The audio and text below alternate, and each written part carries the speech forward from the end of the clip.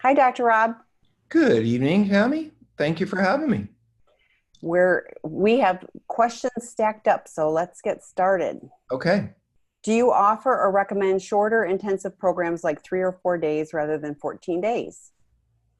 I think that, by the way, my head doesn't have this dent. I noticed that. I would just You hit look that. at, okay, I got to change the background. I'm sorry. So everybody, to those of you here, I know you're here for serious reasons, and I promise I will help. But since we're volunteering, I love this background. This is my favorite background. But Tammy says it's really busy.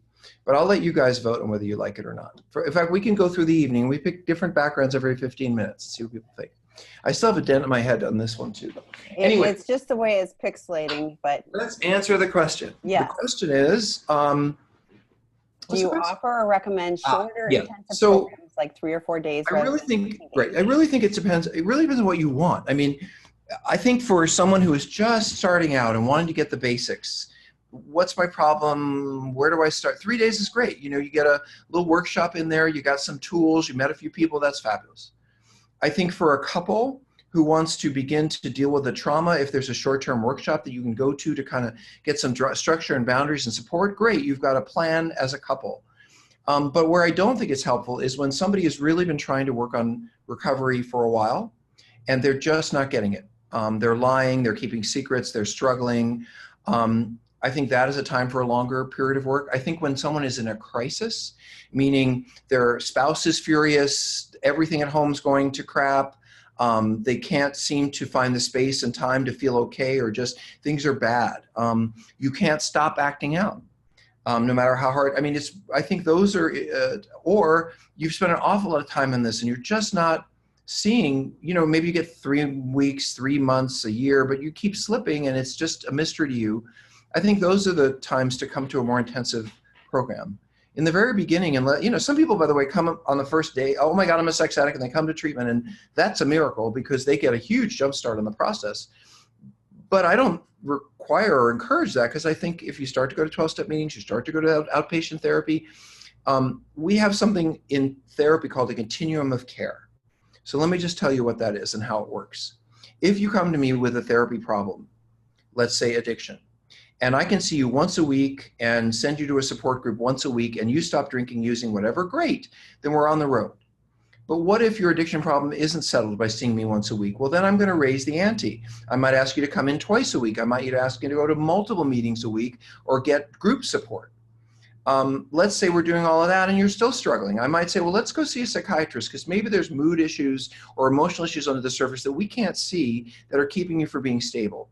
So now you're in therapy a couple of days a week, you're in all these meetings, you're seeing a doctor, and you're still really, really struggling. Then I might say, well, why don't we talk about an intensive or 2 weeks or even residential, because you've gone through so many of the stages of getting well, and no matter what you've tried, it hasn't quite gotten you there.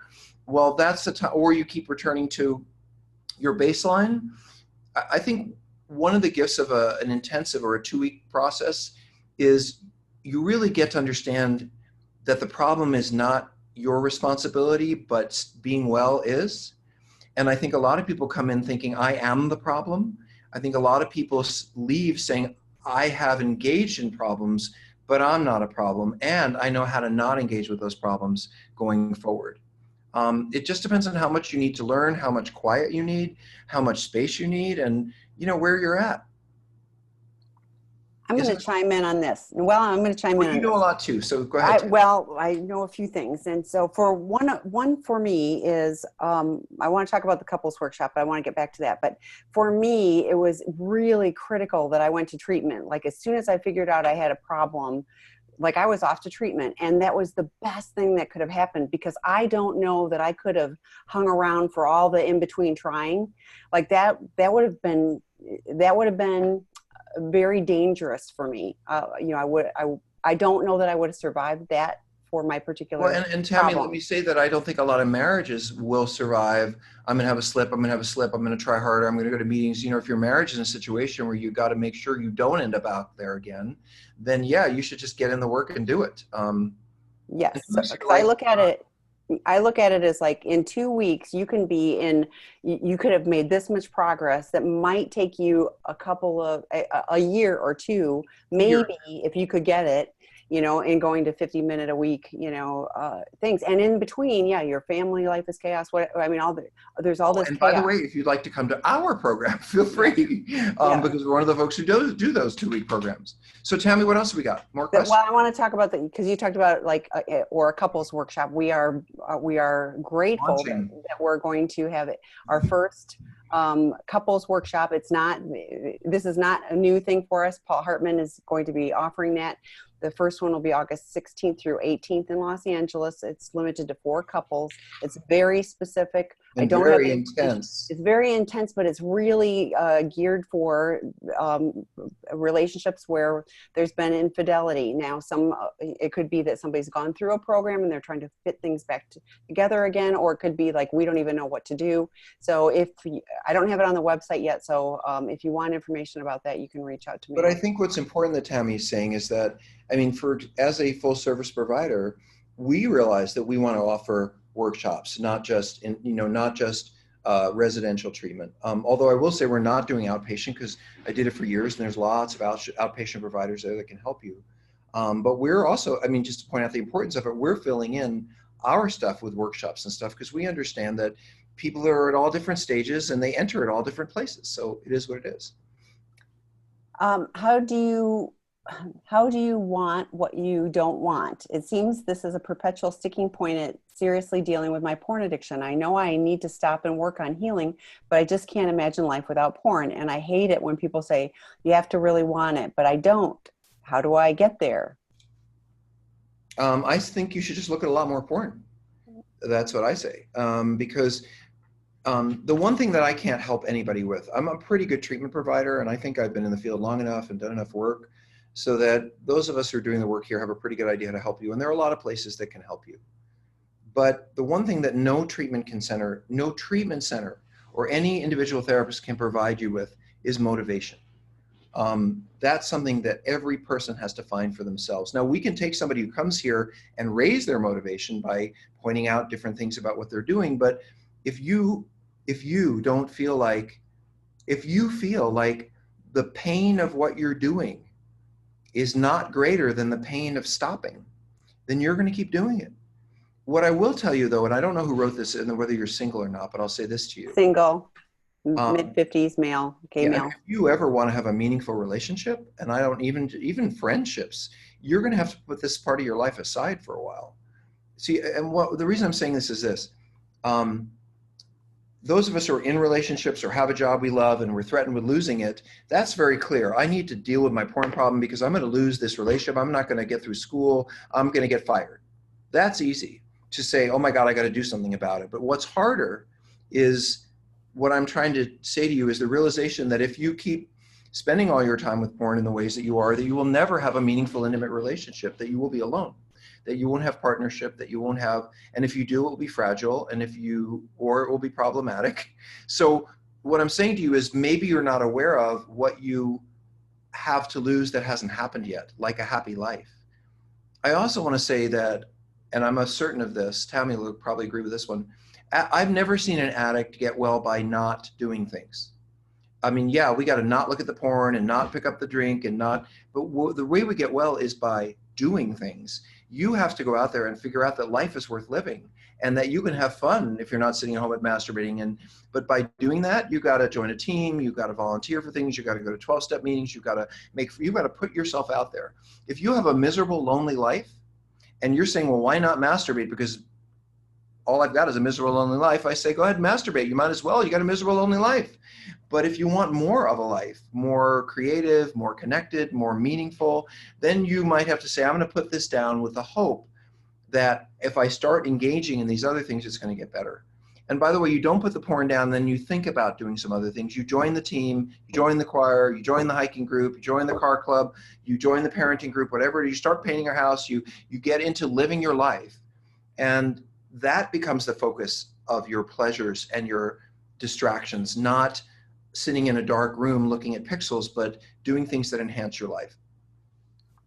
I was thinking too of, I can't imagine my life without my addiction. And I remember being so fearful, when I was going off to treatment. And it was both. I was afraid it was going to work, and I was afraid it wasn't going to work. And the afraid it wasn't going to work is obvious, but the afraid it was going to work, because I didn't know how to live life without an addiction. So it was really scary. But gosh, all the things that you mentioned, that is what life really is Right. about for me, not the addictive behavior and causing more chaos. Well, I would say that we're at a time in mental health work now where we can say that our mental health really consists of two things.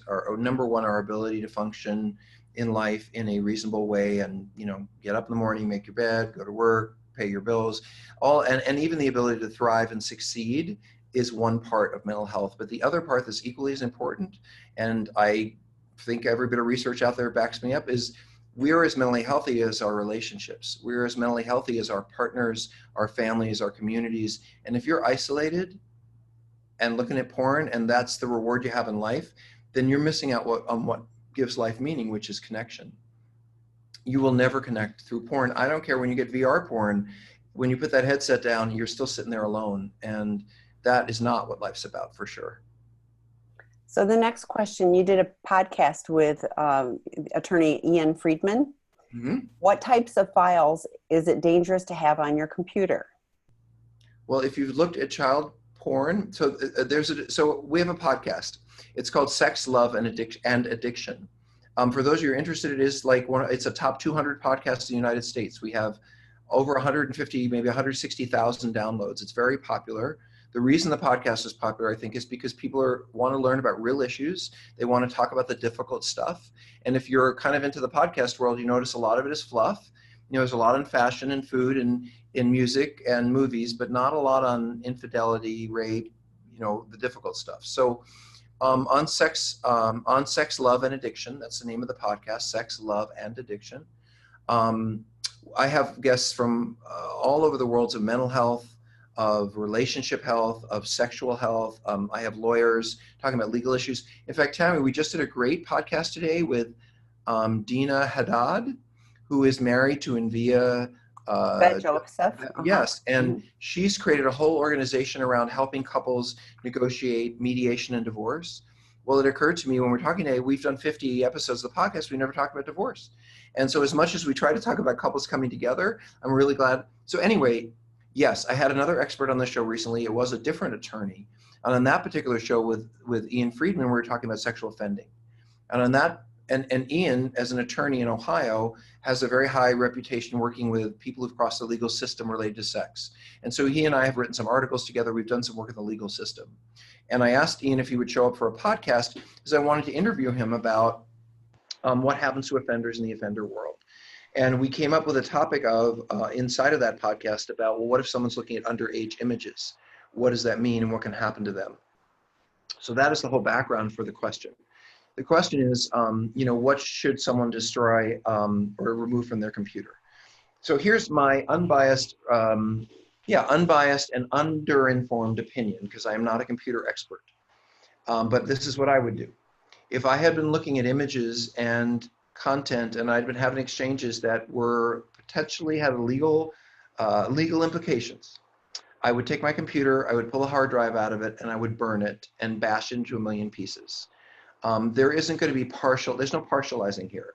If you've used a computer on a regular basis for illegal behavior, destroy it, because otherwise, and I'm not saying, hey, I'm all for the police finding evidence they need to find. But if you're trying to get well and you really are trying to change your behavior and you don't want to go to jail during the process, you need to destroy the entire device and everything in it, every piece of memory. And I mean destroy, like with a hammer. Because, if you are investigated, they will figure out how to find the stuff that's on there. That's just the way it goes. And so there is no, well, I only did it 3 times, so really, can I just delete? No. Once your computer world has been poisoned by what you've been doing and it's illegal, you're going to need to start again. New accounts, new computers, new everything. At least that's my opinion. You can go lower than that, but I would say go talk to an attorney before you make that. And yes, I am talking about underage or illegal images. Okay, thank you. After a year of doing some great recovery work, I'm in the middle of a relapse. What are the best actions I can take right now? Talk about it. I mean, that, the absolute most important thing you could do is bust yourself. Here's the thing: when we're in the midst of a slip or a relapse, we feel like we can handle it, we'll get it together, we'll find a way to stop, we don't have to upset everyone in our life, and this is the most important thing to do. The reason we act out is disconnection. The reason we long to connect with these strangers and do the stuff we do sexually acting out is where you're looking for connection. So guess what?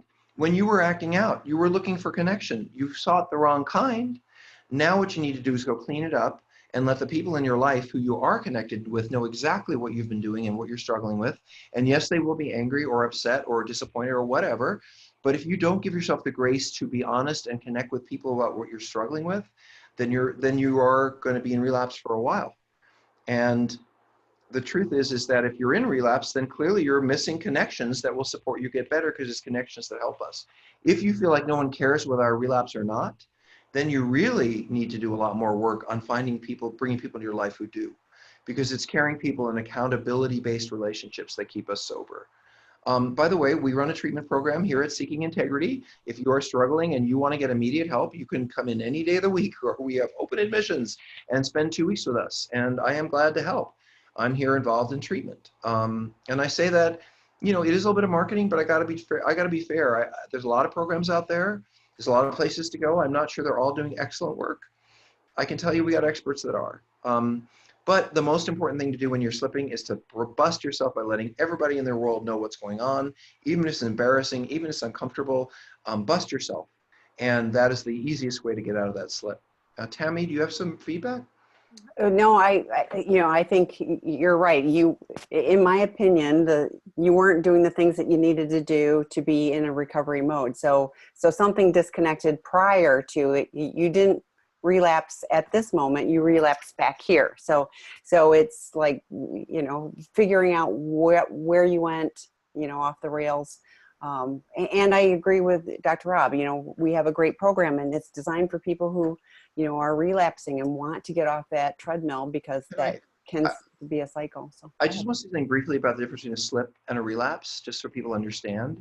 So a slip is an unintentional, like you weren't thinking, you weren't paying attention, you kind of ended up doing something that wasn't good for you, and so you looked at the porn, you hooked up with the person, you did whatever your bottom line is. Okay, that's your slip. And then you follow that by reaching out to people, letting everybody know, putting a lot of boundaries between you and the next slip, getting a lot of help, going to lots of meetings, lots of support. That's a slip. And you know what? Slips happen. As much as I understand that every spouse, female or male in this room, wants to think that we will never have a slip, that is just not true. We're going to slip.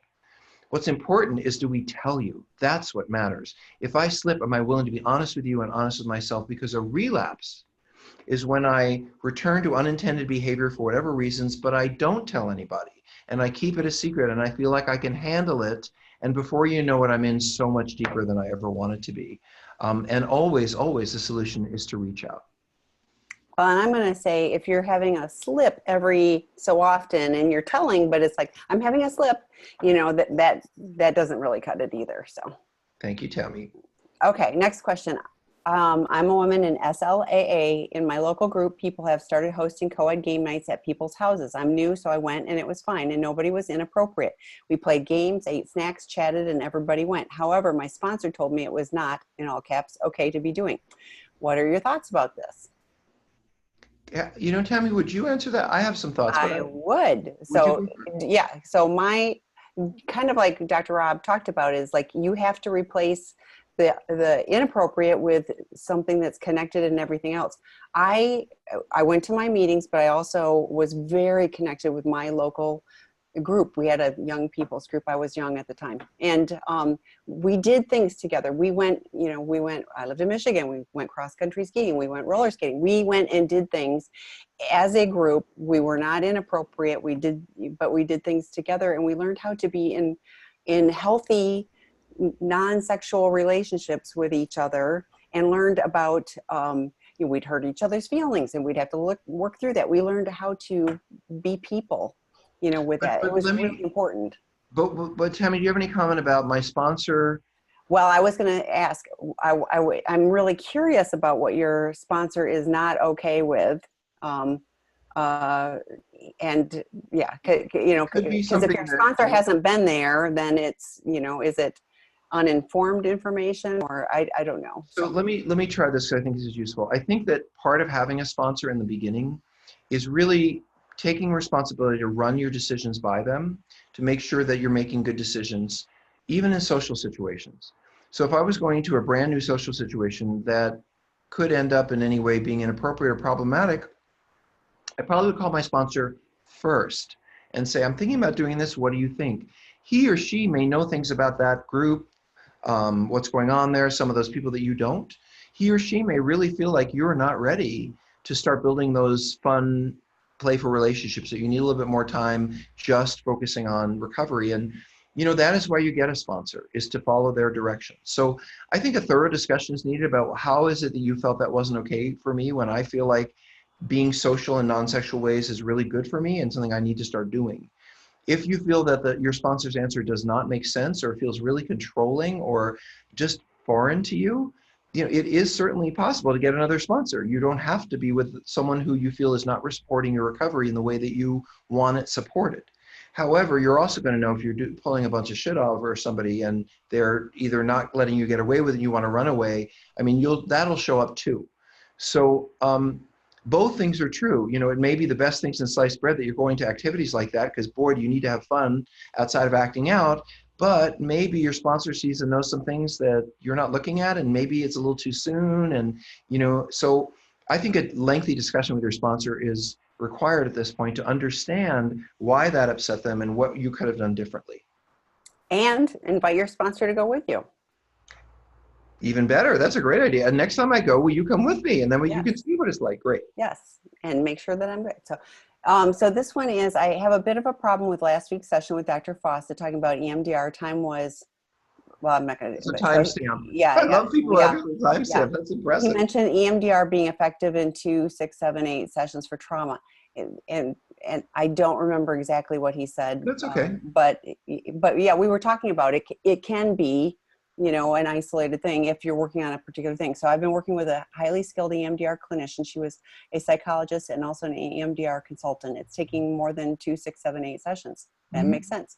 Those numbers are very general. This is true. That's why this is for educational purposes only. Here's how that comment played out with my SA spouse. He listens to the webinar and then asked me after work, how come you aren't better in 2 to 8 sessions of EMDR? Yikes, that was hurtful. And okay, I am sorry about that. So. Wait, can I stop there? Yes. Before you go. So that deserves a fuck you, if my opinion, because that's just shitty behavior on your husband's part. To go after you saying, why aren't you what I need you or want you to be, because they said this is an average of how that's supposed to go and you're not on the average, so what's wrong with you? I think that I would have a lot of issues with my spouse going after me like this. So what you are, and I haven't even heard the rest of it, what you are feeling is information that wasn't adequately portrayed and then used against you. I would say, even if we didn't do it right, why in the world would your husband want to say so? Why wouldn't he say something like, oh, honey, I know you've had a bunch of those sessions. How were they for you? Or where are you? Or why would he attack you like that? That concerns me, not for you or us, but for him. Please continue, Tammy. It's a yikes, that was hurtful and lacks empathy from my husband. Yes. It also came from the information he took from here. If other partners are going to therapy for EMDR, it might take longer than 2 to 8 sessions, and that's okay. So let me clarify. EMDR, and let me be really clear, EMDR is not psychotherapy. EMDR is not meant to be a primary form of psychotherapy. EMDR is a procedure, if you will, that can be used like a medical procedure in certain circumstances, often in sets. So they'll do a couple of sets of EMDR. Most EMDR is effectively utilized when it's targeted on a particular issue or a particular trauma. So, what happened with your husband because he was cheating over 12 years, and the trauma around your reactivity and your pain and your betrayal and the jealousy and not feeling safe.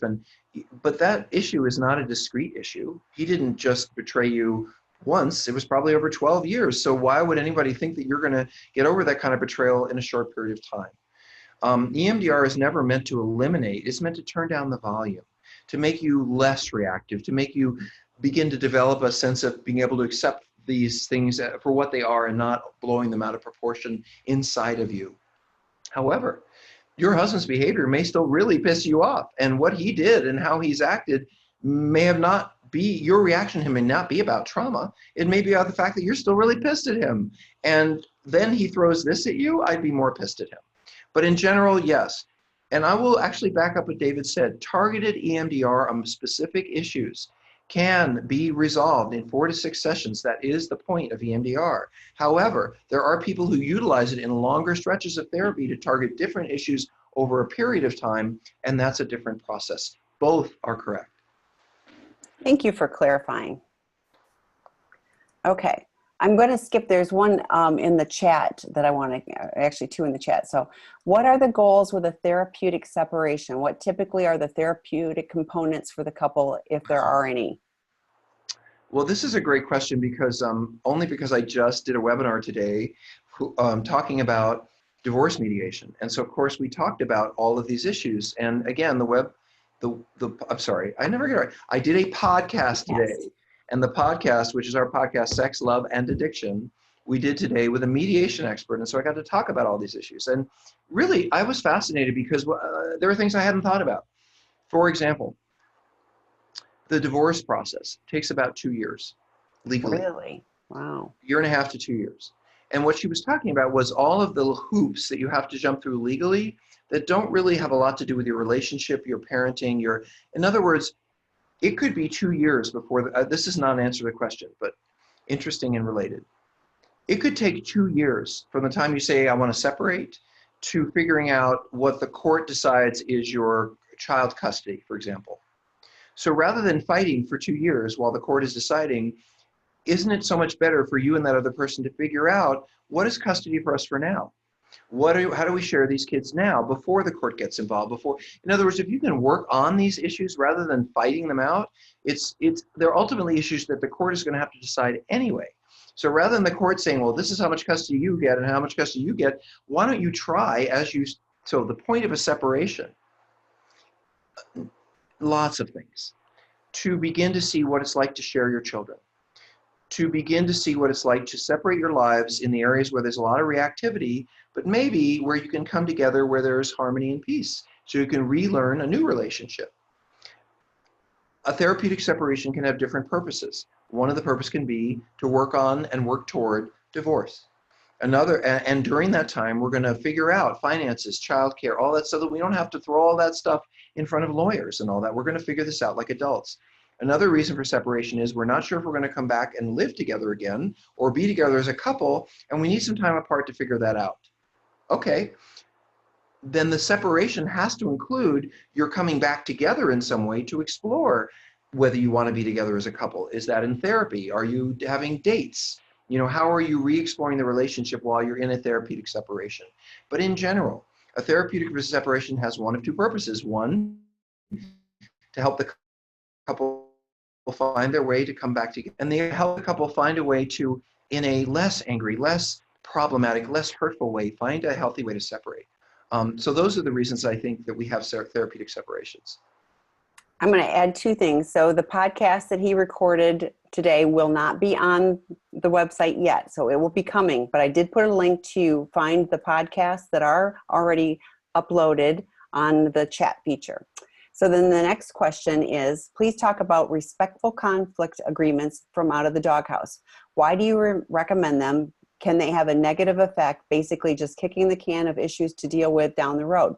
What if it's only been 6 months, but 6 months of marathon discussions all day, every day, except when sleeping and working? You write that it is understandable and normal. At what point do you generally recommend for a couple to consider implementing a respectful conflict agreement? Now, never too late to put in conflict agreement. I mean, it's never too late to have healthier arguments, more productive disagreements, kinder ways of it. So it's never too late to start a new way of learning how to negotiate conflict. Never too early, never too early. But there's something else in that question that I wanted to say something about. Let me jump on it for a second again. I don't know where it is. It's in the chat. So can you have it? I wonder if it's about the basically kicking the can of issues to deal with down the Oh, road. okay, right. So here's the thing. Look, there's talking about things productively, and then there's talking about things and no one's listening.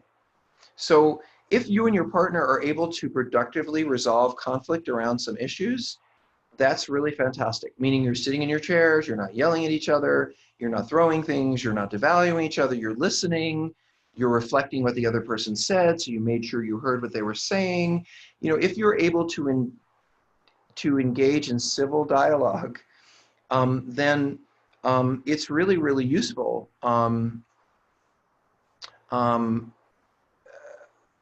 I lost the issue again. Sorry, and I want to get there. Tammy, the issue is Kicking the issues down the road. So if you're not kicking the can down the road, if you're able to productively talk to each other and work through things, even if you don't get to the end, maybe you go to therapy in a week and figure it out. But if you're yelling and screaming, if you are nagging, if our disagreements end up in conflict, then you're not resolving them. They're just getting something you talk about for 7 hours, but you're going to talk about for another 7 hours the next day and 7 hours the next week. I'm not sure that's resolving things. In other words, sometimes people, I don't know if you've ever done this, but when I used to get scabs when I was a kid, I'd pick at the scab until it came off. And if I get a bruise, sometimes I want to push it to see how much it hurts. Like, does it really hurt? Or sometimes our relationships are like that. It's like we just keep re-injuring each other with the same issues. Or, and this is worth noting, we're so afraid that we're going to start to move apart from each other that we use the intensity of discussion and arguments and really getting in. Now our relationship is all about this, when that's not really necessarily what a relationship should be about either. So I hate it when couples do nothing but talk about their problems all day long. I just think it's unproductive. And I think at a certain point, it's a big yawn. You know, there are also things you need, if you're together, you need to enjoy the movies. You need to go to a play. You need to go exercise. You need to do things other than that. And and here's something as a therapist. I know that if I give someone 6 hours to talk to me about their problems, they will spend 6 hours and we will spend 6 hours working on them. But if I give them 2 hours, we'll get to the same problems and we'll get to the highlights and the most important issues and we'll get through them. So throwing everything to the wind every day and arguing and discussing is really not where I would want to be. Having very structured times when we sit to meet and have conversations and work on conflict that begin and end. And maybe in the beginning of our it's 2 hours a night, and then it's 1 hour a night, and then it's 1 hour every other day, because talking 7 hours a day about your problems is not real life. It's just more drama. And even if you feel, oh my God, we're so close, or now we really hate each other, it's not real life. It's not useful. So I would say put all of that down. Good that you did it. Good on you. Now put that down and start structuring some boundary communication and start doing things with your time together that isn't just getting into heavy stuff. Because what you need to do is know that you can also get along and have fun together, not just get into heaviness all day long. I'm going to tag on, John Taylor did a really good webinar about negotiation, and he used some visuals on it. It was really helpful. And it's one of those where, that may be useful for you as you look to, and there's lots of good stuff. He's really good at picking things apart and giving you practical skills with things. So wait, where would they hear that, and how would if you go to sexandrelationshiphealing.com, I gave it with the podcast, that'll take you to the site. But if you go to under resources, there is previous webinars, and you can click that button and you can find those. They're on YouTube, but there's a lot of really just skills. So I think you'd find it helpful. Next question. Hi, Dr. Rob and Tammy. First of all, we are deeply grateful for the website that has provided a great deal of support and information to our family during this very difficult time. My husband and I have been married for nearly 30 years and have a great deal of history and love worth saving for he and I, as well as for our family. I am certain you are aware of the devastation and pain that we are trying to navigate. Yes, we are. My husband is going to be admitted to your program. Oh, that's great. How should we address this with his new employer or with his employer? Well, one of the reasons that we decided to do a 2-week program, it's not because we only see people for 2 weeks. It's not unusual for someone to say 3 or 4. And sometimes they'll stay because they ran into trauma and emotional issues they just need to get to, or they're not going to stay sober. Sometimes people stay longer because they want to do couples work or couples workshops or stuff. So it is, there is no set amount of time for treatment. So I just want to say that. The reason we picked 2 weeks is so that any of you who wanted to get help can say that you're going on vacation, because most people get 2 weeks a year. And so we figured that since you may not want to have heavy duty conversations with your bosses and all of that, to say, you know, I've got a family emergency. Can I take that week of sick time, week of vacation time? I need 2 weeks off. That seemed like a reasonable amount of time that someone could take to work on themselves and not unduly interrupt their life in a way that people would question. You know, if you go into work and say, I'm going to need a month off, you're probably going to have a lot more questions. So personally, unless your husband's like the owner of the company or really a part of the management team, in which case I think he might need to talk to them about what he's doing because he has a responsibility to the company. Other than that, I think it's perfectly fine. Your husband say, you know, we've got some family issues and my wife and I, and we need to do some work on ourselves, and I'm going to have to take a little time off. And I think I got a week's vacation, a week of sick time, let's take 2 weeks. And that's how I don't think it's your employer's business on any level what's going on. If it is a close friend who's the employer, you might say, you know, Nancy and I are having some problems. I've been a little depressed, you know, but I would not talk about sexual issues in the workplace. We live in a Me Too era. If your husband announces that he has some sexual issues, it's not going to go well for him at work. It's going to be monitoring his computer. Anybody complains about someone who stepped out of line at work, they're immediately going to go to him. So I would not bring this up with the boss, nor is it any of his business. By the way, this brings up an issue in general about how to talk about this issue and treatment and all of it. You know, we have, in my life, I have an inner circle of people. They're probably at the most 6 or 8. Mom, you know, no longer, but maybe mom, dad, maybe cousins, maybe wife, husband, maybe some dear friends from the past.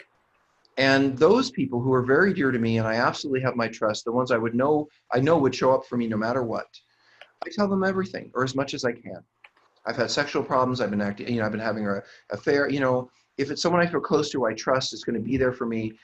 But the next circle out could be people I work with, people I see on a regular basis, our babysitter. You know, those people are going to say, I've been working on some stuff. I've been having a few issues. I've taken a little time out for me, or I've been a little depressed. I'm going to take some time out to work on myself. But very vague in general. To the outer circle beyond that, which is, you know, the people that you see occasionally, the people you see at work. It's, you know, we're going on vacation. I mean, you don't have to tell anyone anything. But I think there are kind of concentric circles around which you want to be more revealing. That goes everything from I went on a vacation to, you know, I'm taking a few weeks out to work on some things that I'm struggling with. So if that makes sense. Oh, and by the way, I think Tammy's asking a question. We don't have any startup or end up dates. We start whenever you show up, and we end when you're done. So, but I'm going to say most clients, if a client is in crisis, they come midweek. Most clients come on Sunday and depart the second Saturday, but that's, yes, we are flexible. We've got people coming midweek this week, so we'll do our best to work with you. You just need to call me. Okay, I like the next question. Let's get to that one. Hi, this is one of the most difficult things for me to speak about. I've been addicted to porn for most of my life, and it's been the most damaging thing to happen to me. I've seen everything: bondage, underage, extreme anal, women degraded. None of these things has ever been arousing to me in real life, and so I'm utterly ashamed and confused. The women I'm attracted to in real life are classically beauty and in intimacy. I want connection. Love. I'm grateful to have had loving, beautiful partners and good sexual connection, but my porn use has left me shattered. How do I forgive myself and contextualize what happened? I've read of escalation and can see in myself how these aren't things I'm interested in outside of the distorted porn world. I don't want to sleep with an underage girl. I don't want to treat anyone like that, and in life would feel repulsive. I don't want to degrade women. This has been horrible. Well, first of all, God love you for saying that, because when I run into some of the anti-porn folks, they think that every man is on there means to degrade women, doesn't give a shit about women, you know, and so to hear someone say, you know, I don't like what I've been looking at, I don't feel good about it, and I don't want to be that person, makes me feel good because I don't think the problem is the porn. The problem is us. And so for the person who can say, I want to have integrity around this, or, good for you. So I don't think this will soothe anyone who's a wife or a spouse, but this is not directed to you guys. This is directed to someone who I think is probably single at the moment, who's really struggling with his or her what they looked at, how they looked at it, and what it meant to them. So this is for this person, okay? Porn is adult entertainment. Both of those words are useful. Number one, it's meant for adults. So it's not meant for 14-year-olds, 15-year-olds, 16-year-olds, and it distorts their world. It distorts their viewpoint of sexuality, and they shouldn't be looking at it. It's for adults, because adults have the ability to hopefully interpret and understand the second word, entertainment. Look, I've really gotten excited watching war movies and watching people kill each other, and I really rooted, I've watched murder and mayhem, and I cheered for it. Do I want to see people murdered in my real life, and do I get excited by that? No. But when I watch some entertaining movie, did the war scenes or was that kind of fun? Yeah. Do I think to myself, oh my God, I'm an awful person because I enjoyed watching violence? No. Do I think, well, because I wanted to watch violence, does that mean I'm going to be violent? No, because I understand that entertainment is just that. It's there for me to observe. It doesn't necessarily mean that I'm going to bring it into my personal life. So you engage some adult entertainment that titillated you and aroused you, but ultimately you don't feel good about. Great, that's good information to you. Stop looking at it. Stop looking at things that make you feel bad about yourself, and you will feel better about yourself. And if you have enduring feelings of I'm an awful, terrible person because I looked at this, remind yourself that it is just adult entertainment. It's not real life. It's not what you're actually going to go out and do. Those people are mostly being paid to do those things. And you can just pray for them. You can wish all of the people in those images and all the experiences you saw, send them light, send them love, send them humanity and humility, send them spirituality. Be an active participant in wishing that person well, even though you may never see them and never know them. You can't make an amends. You can't apologize for using those people as objects, and you can't apologize for what happened in your head. But what you can do is choose to not go back there, and make a commitment to not look at things that make you feel like any less than a good person. And keeping those kind of commitments, it'll lead you down the road you want to go down. The road you've been on, I have a big word for you: forgiveness. The person who's aware that they don't want to keep looking at things that disturb them is so much better a person than the person who looks at them all the time and doesn't think twice. You're someone who actually doesn't feel good about what you've looked at. Good for you. That makes you an even better person. Stop giving yourself such a hard time and work on the good that you're trying to do and the change you're trying to create. Focus on that, and a little bit less on the entertainment you enjoyed that looking back you wish you hadn't. Give yourself a break. So the question about the Coed party, the game and snacks and things like that, the sponsor is not okay with the co-edness. She has not attended but thinks it's dangerous because she thinks women only talk to women and men talk to men. Well, I think you have to, again, so for me, I do not want a rigid sponsor. And let's face it, addicts can be really rigid. I do want someone who's going to hold me accountable and push me. If I say I'm going to do something, they need to make me do it. I need to be accountable. But that doesn't mean that if I felt that I was safe and I'm telling the truth and I felt I was comfortable and I invite them in to participate and they just don't understand or they haven't had that experience, that I'm wrong and they're right. And, again, see, here's the problem. As addicts in early recovery, we're taught not to trust our own thinking, and we are right to do so, because we'll often let our minds lead us into situations that aren't perfectly good, and before we know it, we've gone over the line. So, I'm not a good judge for myself of whether I should do certain things or not. That's why I ask people if it's a good idea for me. If your sponsor is committed to you're not doing this, and you really think it is a good thing for your recovery, it may be you need to find another sponsor. And hopefully a sponsor who will go with you to that party so they can see what it's like and observe your behavior and learn from it. Because anybody who's really rigid about that's bad, you shouldn't do that, and it isn't overtly a problematic, it's not like you're saying I want to look at porn. You're just saying, I want to socialize with people and have fun. That's not about sex. Well, that's part of recovery. So if that's where you're headed, but if you inside of yourself know that you're single and you're kind of looking around to see if there's a cute guy at the party and you would like to act on that, then your sponsor's right. You're in the wrong place at the wrong time, because you're just going to be looking at that guy's face and thinking how cute he is. Well, everyone else is having fun. And that's not why you're there. And I think it's great to also have, so it's, you know, so it isn't this or that. I think both would be great. You know, yes, go out to coffee with the girls, go do only girl things. That is really critical. That was huge for me to learn to relate to other women. All of that is important to do. So, but yeah, I'm going to go on to the next question now. My long time wife believes I need to get help with old hurts. I cheated on her. My ex cheated on me, and I was abused by older girl cousins when 5 or 6. I am so sorry. Also, my dad passed away when she was 10. I go to SLA now, clean AA long term. I listen to Out of the Doghouse over and over on audiobooks.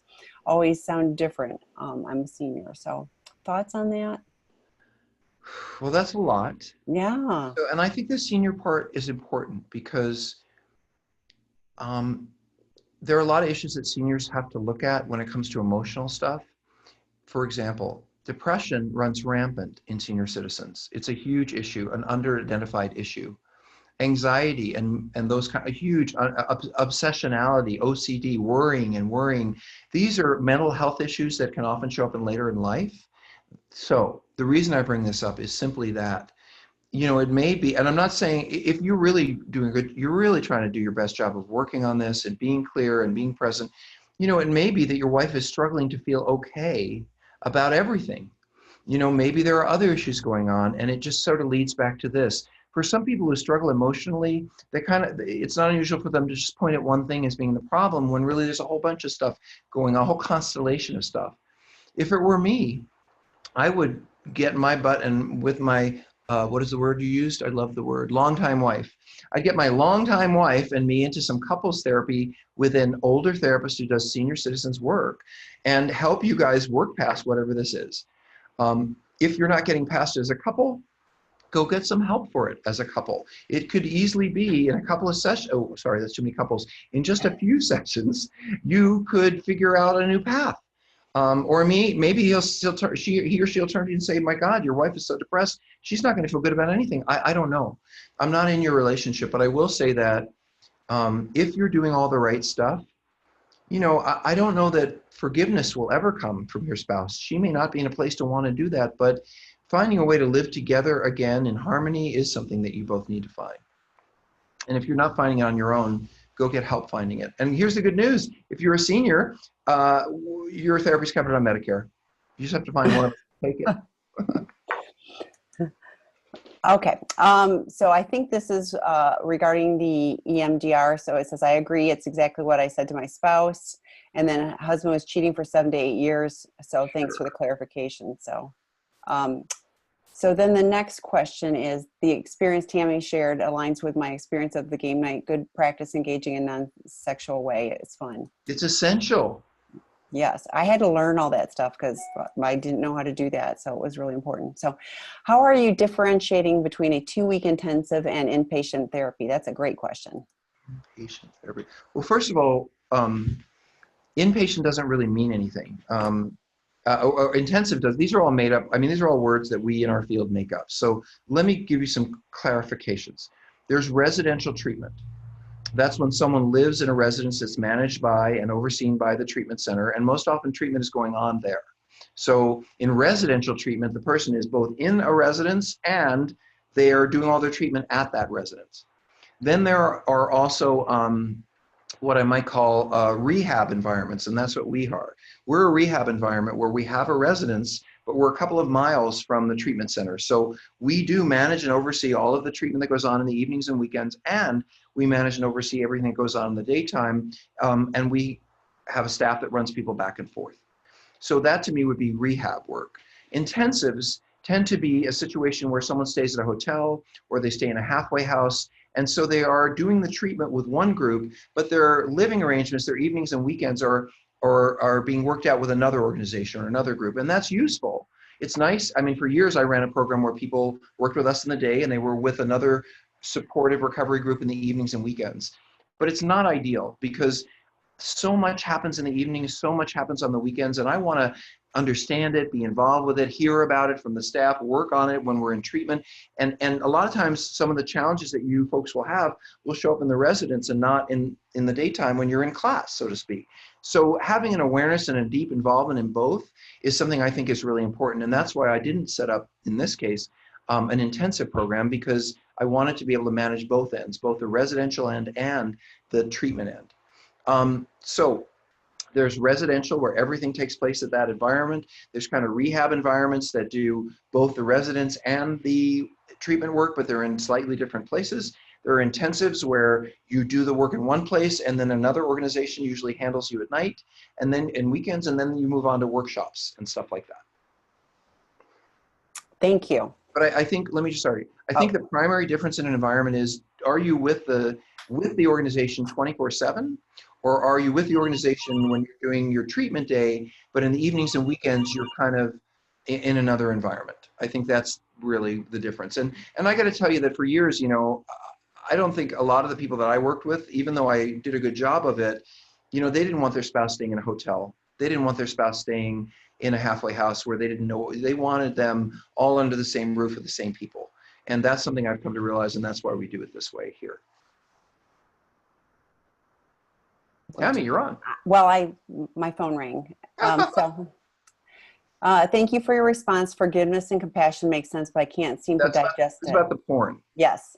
Especially when the most extreme and degrading pornography. Go ahead. You can skip that part. Yeah. I've never been attracted to this in normal life, but this has left me suicidal and utterly confused. How do I forgive that? I'm in treatment, getting sober. I want sexual sobriety from pornography. The times I was sober, it was from 3 to 6 months. Right. Always happier, and I begin to see how good life can be. I like myself, but the shame is so deep. Okay, so shame also can be a sign of depression. Shame can also be a sign of mood disorders, you know, when you can't shake the shame.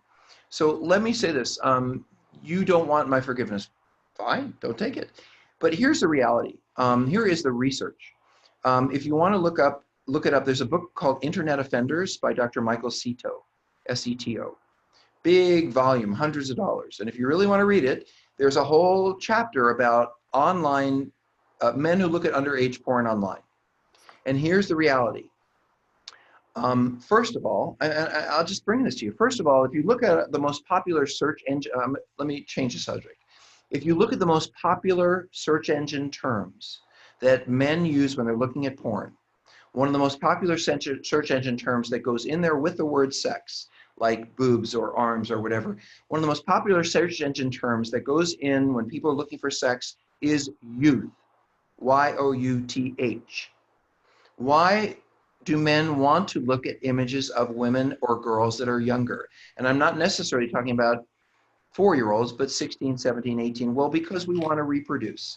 And we have a natural desire to want to look at younger people because they are more likely to be fertile. It's purely biological. So the desire to look at underage is not surprising.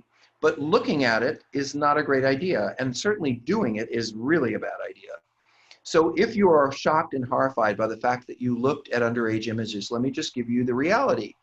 If you look at the research on people who look at underage images, if it's a man and he has never had any kind of touching offense with an underage person, so he's never touched someone inappropriately, the likelihood that that man's going to go on from looking at inappropriate images to touching someone inappropriately is less than 3%. So what we've learned in the last 15 years of online porn is that there is a whole group of people who have an attraction to looking at underage, all kinds of underage porn, but they're never going to touch. They know what it would do to a child. They have an intact sense of self and responsibility. They're not going to do that. But when they looked at it, they found it was attractive. I don't think, with all due respect, that you can attack yourself for what turns you on. It just is. You can attack. I know people endlessly attack themselves for being attracted to same sex or opposite sex or into fetishes, or If you want to attack yourself for the fact that you enjoyed looking at that, I cannot help you with that. I think that what is more important is for you to celebrate the fact that you have an intact sense of guilt, responsibility, in fact, a little bit overactive, that it pulled you out of that and is helping you look at why you don't want to do it again. But here's something important for you to learn, and I'll tell this to any patient who comes into treatment. When you take your history and you turn it into something to attack yourself with, then your recovery is not productive. Because if you're saying, I'm useless, I'm worthless, I can't believe I did that, I'm a horrible person, I tell you what, that's called narcissism. Going over and over again how horrible you are and how terrible you are and how unlovable you are is an obsession with yourself. And it is the same as going over how great you are and how wonderful you are and how fabulous you are and how everyone should admire you. At either end of the spectrum, it isn't true. So whether you're doing this to yourself out of depression, because you haven't looked at your mood and you need to see a doctor, I don't know. Whether you're looking at it because you haven't accepted the fact yet that you're imperfect, that you're going to do things that you don't feel good about sometimes and that you can correct your action. I don't understand why you can't get to there, but okay. If you can forgive yourself by understanding that there are a whole lot of men out there looking at underage images, even risking arrest and all that by looking, but they're never going to touch because most men who look will never touch, that should hopefully give you a little bit of peace. But if you're determined to beat yourself up with this, then that in itself becomes an issue that you have to look at because you'll not get well. A lot of times people think, oh, well, the immediacy of my crisis is going to mean I'll never do this again. So my wife is so angry at me, or I got a DUI, or that arrest, or losing that job. And you know what? For a while we're beating ourselves up and we're freaked out about what happened, it does kind of go away. But the consequences of a negative action will never be the thing that gets us well. Beating yourself up will also be never something that gets you well. Taking positive actions toward healing and working with others and supporting other people and letting them support you, letting other people have opinions about your behavior and listening to them rather than just sticking to your own opinion, that's healing. So I would say get out of your own self-obsession with how horrible you are, because there is no growth there. Admit to yourself there are things you've done you regret. Find a way to make an amends. And by the way, in 12-step recovery, and Tammy knows this, we have things we call living amends, which means you will never be able to go find those children, they're probably adults by now, and apologize to them. You will never be able to go out there and make right the things you looked at that were wrong. But you can become a better person. You can help people. You can volunteer. There are all kinds of things you can do to say, well, I can't help those people. But if I get my nose out of my self-hatred a little bit and begin to pick myself up and start to work on being a better person actively and pursuing helping others actively, then maybe you can live in a way that will never harm anyone again and in fact may lead others to not cause harm. That's a living amends. But I'll tell you what, sitting around saying how awful you are and how terrible your behavior has been and how much you deserve to never be loved is a waste of time. Agree. And speaking of time, we're out of it. Oh no. Oh Yes. no. So let me tell you, before Tammy interrupts, you can find me on Friday on intherooms.com. I do a weekly show on 6 o'clock. But Tammy will tell you that there are so many places where you guys can get support all week long on sex and relationship healing. I'm not the only person doing stuff for free. We have 15 different drop-in groups for spouses, for partners, we have a sign-in, like have to be screened group for professionals, just so nobody can walk in, but if you have a license, you can come in. And so we are trying to offer as much free support online as we can. Please join us and tell your partners. And also the podcast is Sex, Love, and Addiction. If you're interested in the podcast, you'll love the treatment center. And that can be found at seekingintegrity.com. Yes, guys, I want to be absolutely clear. Sometimes people sign up for our program because we're sitting here doing this. And I'm forever grateful that you find something that we say useful enough to think that's a place I want to go get help. But don't think that we just do this for that. We would be doing this if we did, and we were doing this for a year before we ever opened a treatment program, because to the person who's hating himself right now about the porn, don't you think Tammy and I have hated ourselves about things that we've done in our lives, about people we've hurt? What we're doing right here is how we make our amends. We help people we've never met and may never see. We can't go back and fix the past, not every piece of it, but we can pay it forward. And that's what we're trying to do here. So that's how you can find your forgiveness for yourself, is pay it forward. And I don't live in the shame of all of that. I accept that that's what I needed to do in order to be in this place right here, right now. And so it's all part of my journey. I accept that, and I do try to move forward in a different way. So, And hey, Tammy, yeah, I'm so glad you're part of my journey. Thank you for being there. likewise. So somebody just email. So my email address was in there. If you'd email me that, because we're going to close. So email me that, and You want I'll Tammy, respond. she's Tammy at seekingintegrity.com. And Tammy, I will remind you that there's still women bugging me about wanting to start a group for women whose kids are grown. I know. So I'm thinking, I It's have on my something in list. mind. We're going to talk about that. It's on the Okay. list. Okay. All right. Thank Bye. you all. See you Have a next good week. evening, guys. Bye for now. Bye. Thanks, Dr. Rob.